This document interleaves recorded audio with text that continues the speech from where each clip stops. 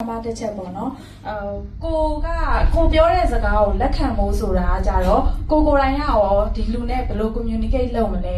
ကိုယ်စကားကိုလက်ခံအောင်ကိုလှုပ်စေချင်တဲ့အရာကိုမှန်မှန်ကန်ကန်ဆုံးဖြတ်ချက်ချနိုင်အောင်ပေါ့နော်ဘယ်လိုပြောမလဲဆိုတဲ့တီရှယ်ပြောသွားတဲ့အတိုင်းပဲပေါ့နော်resistant ရှိနေသေးတယ်ဆိုတာကကိုကဒီလူနဲ့ communicate ကောင်းကောင်းမလုပ်ကြည့်ရသေးလို့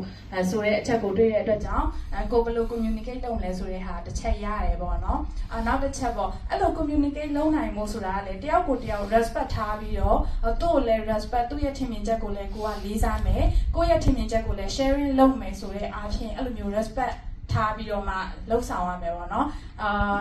နောက်ဆုံးတစ်ချက်အနေနဲ့ပေါ့နော်သမီးတို့ဒီ decision တွေချတဲ့နေရာမှာအပြုအမူတွေတခြားပြောင်းလဲမှုတွေပေါ့နော်အဲ့ဒါတွေအကုန်လုံး decision ချတဲ့နေရာမှာကိုဖြစ်စေခြင်းနဲ့ဆုံးဖြတ်ချက်ကြီးကိုဖြစ်စေခြင်းနဲ့ဆန္ဒကြီးကိုပဲဦးစားပေးလို့မရအောင်ပေါ့နော်သူ့ရဲ့မြေပြင်အခြေအနေမှာလည်းဘာတွေဖြစ်နေလဲကိုကရောဘာတွေ improvement ဖြစ်အောင်လုပ်မလဲအဲ့လိုအရာတွေအကုန်လုံးပေါ့နော်ပြောရမယ်ဆိုရင်ဒီအခြေအနေတွေပတ်ဝန်းကျင်အခြေအနေတွေဒီမြေပြင်အခြေအနေတွေကိုလည်းအကုန်လုံးတသားတည်းလိုက်တွေးကြည့်ပေးဖို့စဉ်းကြည့်ပေးဖို့လိုအပ်သေးတယ်ပေါ့နော်အဲ့ဒါမှလည်းအထက်လူကြီးအနေနဲ့ပဲဖြစ်ဖြစ်အောက်ခြေကလူအနေနဲ့ပဲဖြစ်ဖြစ်